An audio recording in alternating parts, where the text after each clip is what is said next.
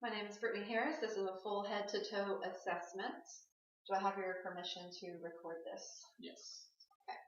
So before the patient entered the exam room, we obtained his vital signs, height and weight, BMI, and visual acuity. Visual acuity was 20/20. As he walked into the room, I observed he had a steady gait, no issues with balance. Before he removed his shirt, he was dressed appropriately for weather. Just to start the head-to-toe assessment constitutionally, he's very calm and appropriate, well-groomed, well-kempt. Okay, so we're going to start. I'm going to ask you, actually I'm going to give you 3 words. I want you to repeat them back to me as soon as I say them to you, and then I'll ask you again later what those words are, okay? All right. Beach, car, ball. Beach, car, ball. Okay. So immediate recall is intact. What did you have for breakfast this morning? Cereal. Okay. And then where were you born? Danville, Kentucky. Okay. So short-term recall and remote recall are intact. Can you tell me your name and date of birth? Rob Birmingham, October 1st, 1984. Good. And where are you right now? The doctor's office. And what are you here for? Checkup. Okay. What's today's date? September 9th, 2018. Okay. Very good. All right. I'm going to ask you a couple more questions. Let's see. If you found a letter on the ground right in front of a mailbox with an address and a stamp on it, what would you do with it? Mailbox. Okay. So judgment's appropriate. I'm going to give you a calculation. What is 100 plus 50? 150. Minus 75. 75. The calculation is intact. And what does it mean when people say don't count your chickens before they hatch? Don't count on something before it happens. All right. So abstract reasoning is also intact.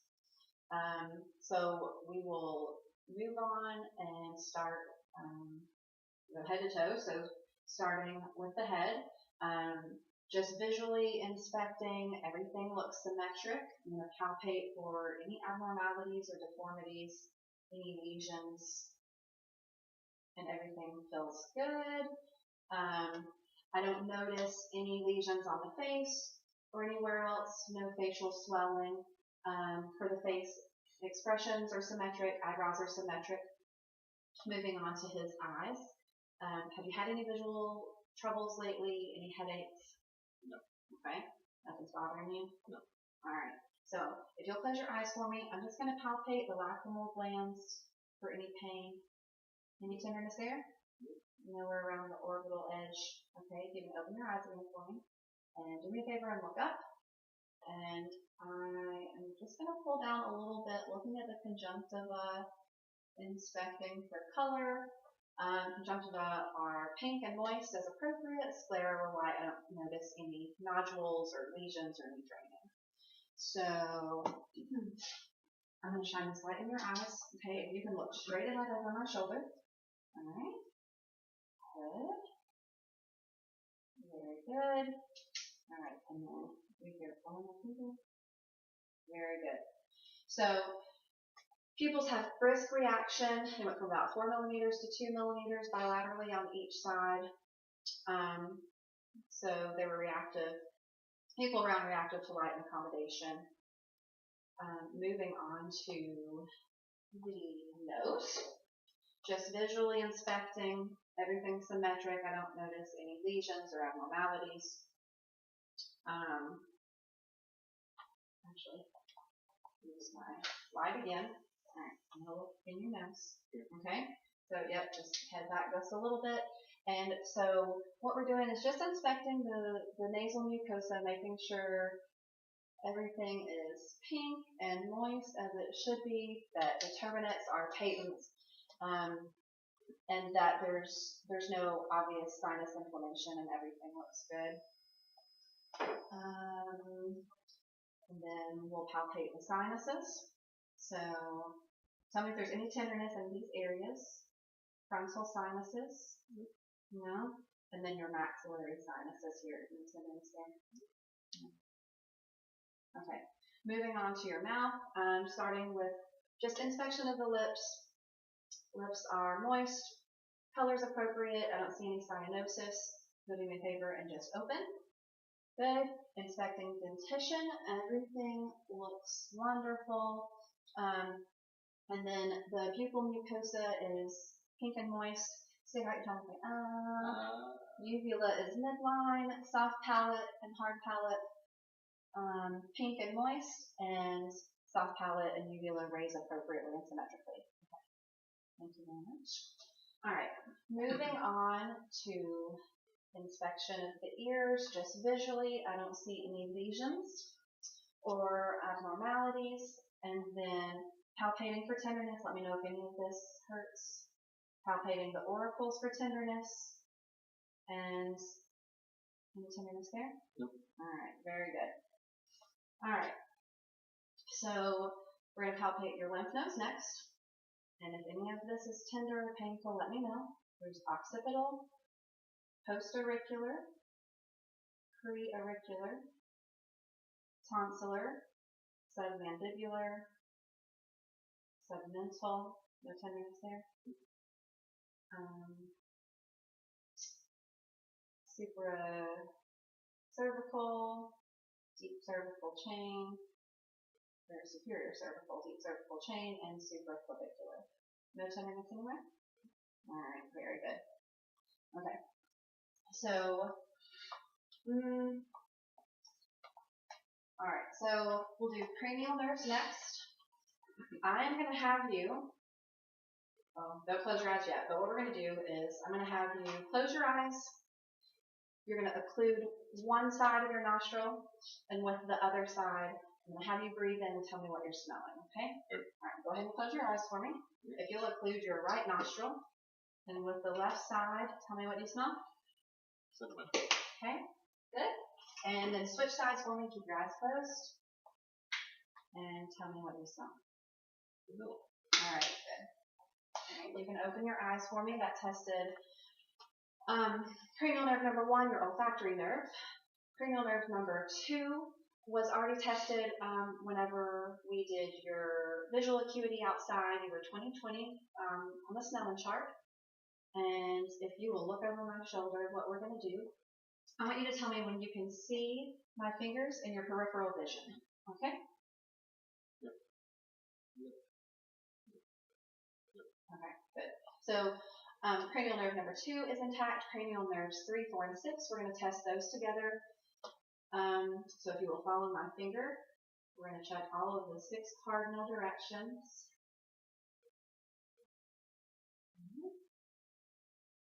And I don't see any nystagmus and no ptosis in the lids. So cranial nerves 3, 4, and 6 are intact.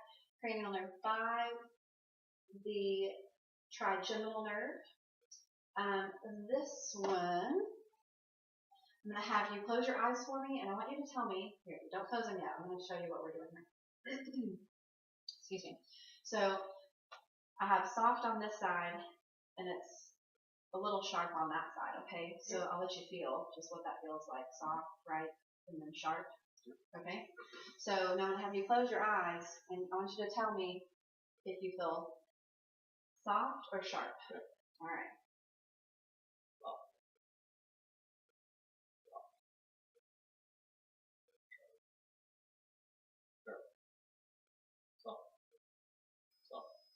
Good. So cranial nerve number 5 is intact.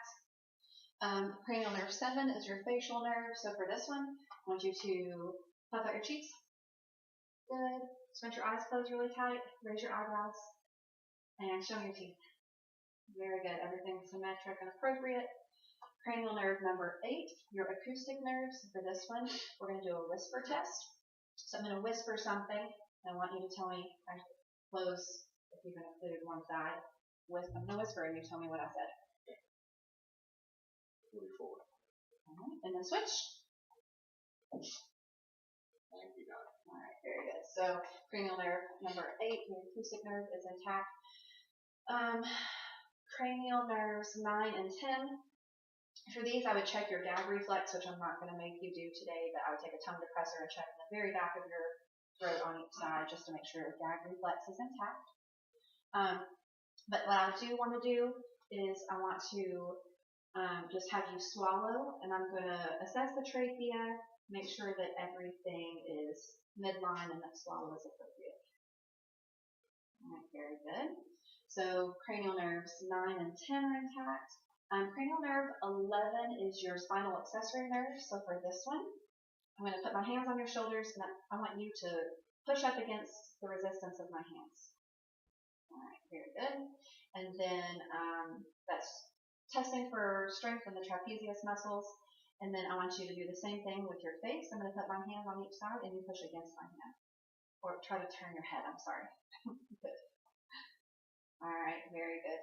So cranial nerve 11 is intact, and then cranial nerve number 12. For this one, if you will just stick out your tongue and then move it from side to side. Very good. So, and we've already seen that your articulation is appropriate, so cranial nerve 12 is intact. All right. So moving on to your posterior thorax. You can sit just like that. I'm going to move back here. I'm going to start by just inspecting the posterior thorax visually for any deformities or lesions, any abnormalities, and I don't see anything at all. I'm going to just palpate on your back. Please let me know if there are any areas of tenderness. No? Okay. And then palpating down the spine to check for any deformities or areas of tenderness. That all feels okay? All right, good. So we're going to do a test for respiratory excursion. So I'm going to place both of my hands symmetrically at about the level of the 10th rib. And I want you to take a big deep breath for me. In and out. Very good. So both of my hands expanded symmetrically, so respiratory excursion is appropriate. And now what I want you to do, I'm going to put my hands in between your ribs in each intercostal space on your back. So when you feel me touch, I want you to say the word 99. And what we're doing here is I'm feeling for tactile primitus in each of those areas. And then if there was an area where I didn't really feel anything, it could indicate that there was a mass or something. But we should feel it in all areas. All right, ready? Yep. 99, 99, 99, 99, 99. Okay, very good. All right, and now I'm going to do the same thing in each of those intercostal spaces. I'm going to percuss to make sure that I hear resonance in those intercostal spaces.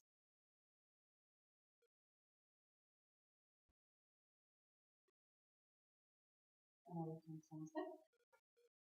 All right, now when you hear my stethoscope or when you feel my stethoscope on your back, if you'll just take a nice deep breath for me, okay? Okay. In and out all the way.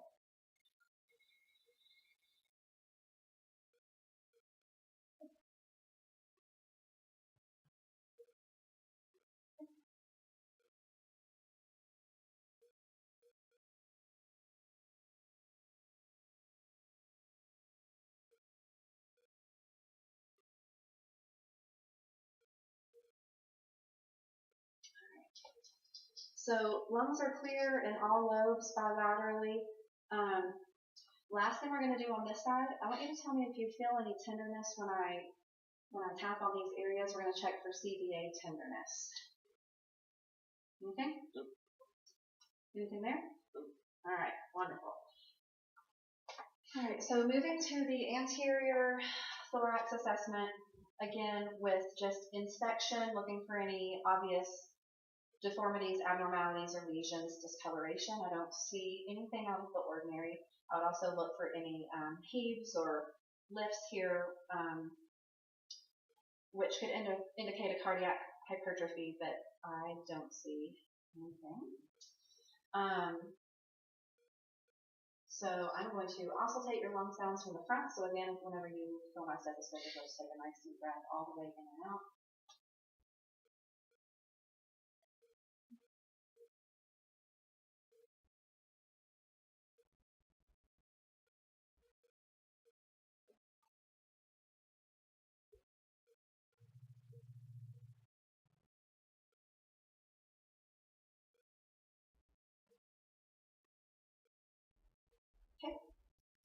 So I'm going to listen to you again. I'm listening to your heart this time. Okay? I'm going to listen to first the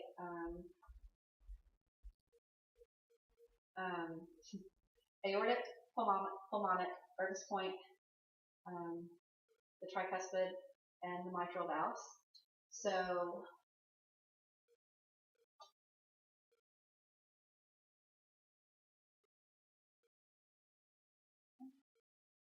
aortic in the second intercostal space at the right sternal border. And then pulmonic at the second intercostal space at the left sternal border. Down to the third intercostal space, left sternal border. Fourth intercostal space, left sternal border. And over to the fifth intercostal space, midclavicular line.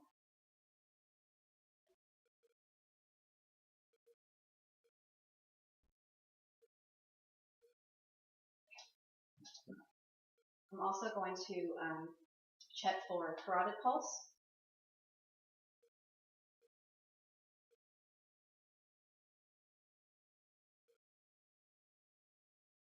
And then listen for bruits.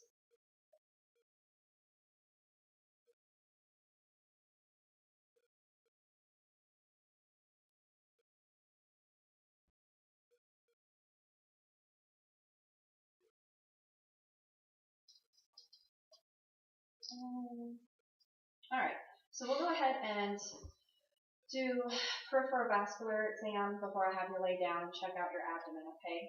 So carotid pulses sounded appropriate. I didn't hear any bruits at all. So we're going to move on and check your brachial pulse,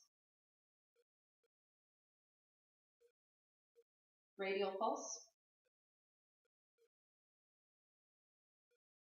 popliteal pulse,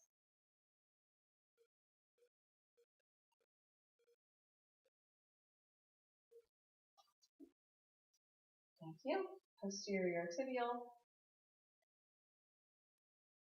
and the dorsalis pedis.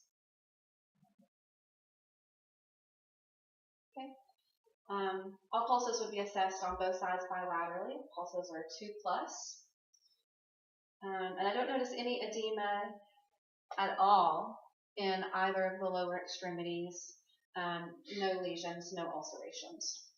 All right, if you'll go ahead and lay back for me. Good.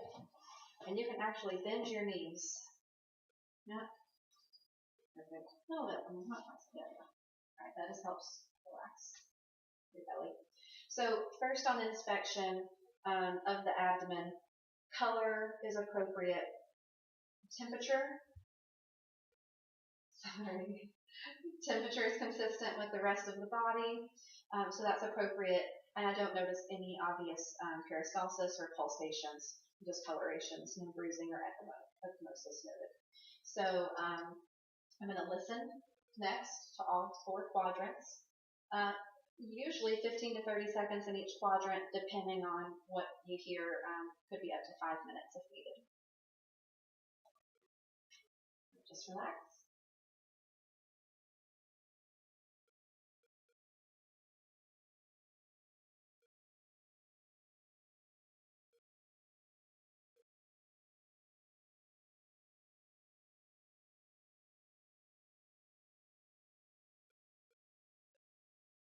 Now sounds irregular in all 4 quadrants.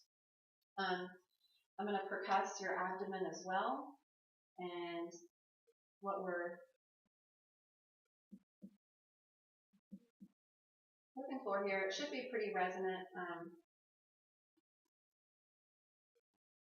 So a little dullness in the right upper quadrant around the area of the lower liver border, but resonant everywhere else. Listening for any areas of dullness, which could indicate a mass, but everything sounds good. So I'm going to start with light palpation. I'm going to push on your belly just a little bit. You let me know if you're in tenderness, okay? Just relax as you can. No tenderness anywhere? No? All right. And then moving on to deep palpation, I'm going to do the same thing. I'm going to push on your belly a little bit deeper. And this, try to relax. And this just helps delineate the borders of any organs and check for any masses. So at this point, we're also going to try to palpate your liver, which I'm going to take my left hand and cup the lower part of your ribs in the back just to kind of support.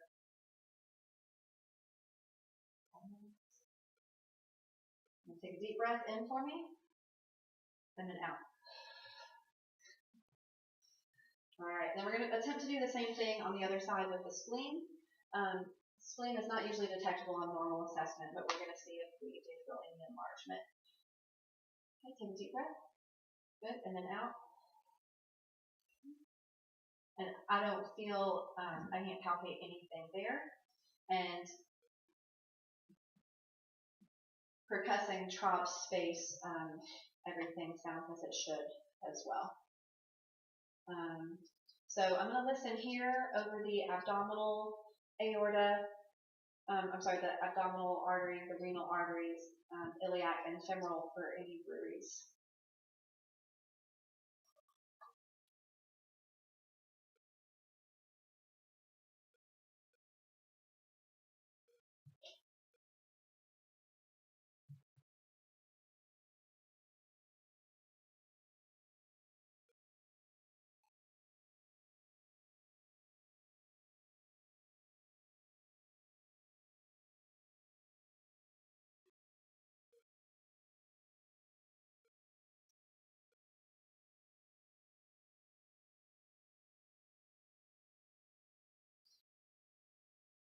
Okay, and no bruise.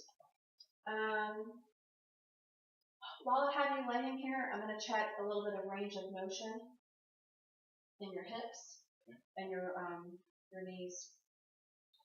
So just relax, if you can, just kind of try letting me move your legs around, okay? All right. So good. Let me know if there's any tenderness or any pain. No? All right. On internal, external rotation, no pain there. And I would do the same thing for both sides, checking for internal, external rotation, any tenderness or lack of range of motion. All right, and then for your knee, for extension and flexion, any pain there? No. All right, and then for your ankles, flexion and extension, no pain? All right. So both sides would be assessed equally, but range of motion is appropriate in both bilateral lower extremities. You go ahead and sit up for me on the side of the table again. All right, so we'll do a little bit of, we already did range of motion on your lower extremities. Do me a favor with both arms, if you can raise up over your head. Watch out for the leg up there. All right, and then so if you can circle up above your head, and then circle back behind you, very good, and then bring your arms across. Okay, so any pain or tenderness there? No. Range of motion is appropriate in bilateral upper extremities. Take your wrists. You can roll both of your wrists with no pain. Yep. All right. Do me a favor. Nope, I want you to squeeze as hard as you can. Okay, good. All right, and then push against my hands. Okay, and then pull. All right, strength is appropriate. All right, and then I'm gonna put both my hands on your thighs. I want you to try to raise up against. Okay, good. And then push against my hands, and then pull against my hands. All right, good. So strength and range of motion appropriate in bilateral upper and lower extremities. Very good. We'll check your reflexes. All right. So reflexes, I would check equally on both sides. So we'll start with your brachial reflex.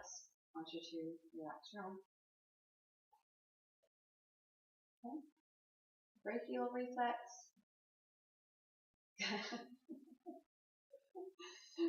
Oh, good. Tricep reflex. I'm sorry, bicep reflex. Bicep reflex here. Tricep reflex. Alright.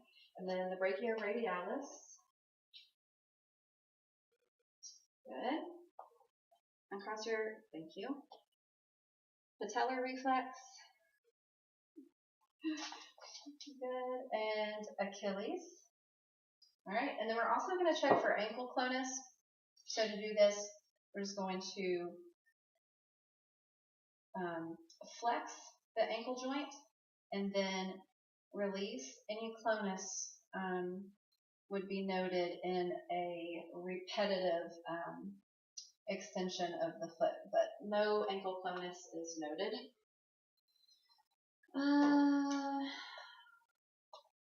Okay, so I'm going to have you do a couple more tests, and we're almost to the end. Okay, so we're going to check. It's called rapid alternating movements. So if you can put your hands on the top of your thighs for me, and what I want you to do is take the back of your hand and then the palmar surface of your hand and rotate back and forth, touching the back of your hand to your thigh, the palm of your hand, and alternate. Okay, and do that. Let's do one hand at a time. So left hand as fast as you can. Right hand as fast as you can. Okay. All right. And now I want you to take your thumb, and in sequence, I want you to touch the pads of your fingers back and forth. And you can do this both hands at the same time. And do that as fast as you can. Okay. All right. Now I want you to take your finger, and you're going to touch my finger. And we're going to repeat this a few times. Touch your nose, touch my finger, and then just go back and forth. You don't have to leave it there. Go back and forth. All right, good. So this tests your coordination, and rapid alternating movements are intact. Okay, very good. If you'll take your left heel, yep, and I want you to run it down the front of your right shin and back up. Okay, and then the other side. So, all right, very good. So coordination is intact. We're going to do a couple of other tests. So if you will close your eyes and hold out your hand. I'm going to put something in your hand. I want you to tell me what it is. Okay, and your other hand. And tell me what this is. Okay, good. So stereognosis is intact. And then if you'll hold out your hand, I'm going to draw a number in your hand. I want you to tell me what number I draw. 3.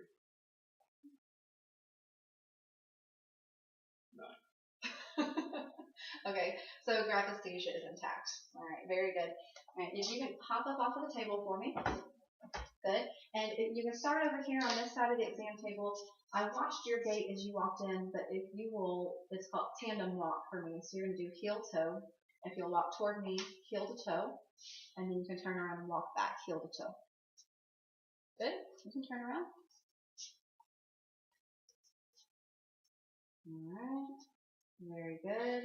And you can turn around and then back toward me, right? A little bit closer right there. So what we're going to do, you don't have to tandem walk anymore. That's okay. So what we're going to do is called a Romberg test. So we're going to have you close your eyes. Yep, put your hands down by your side. And Romberg test we would do for about 30 seconds. And what we're looking for is to see if you start swaying back and forth at all, but you are not swaying at all. So you can open your eyes. Romberg test is negative. That assesses cerebellar function, and everything seems to be intact. Thank you very much.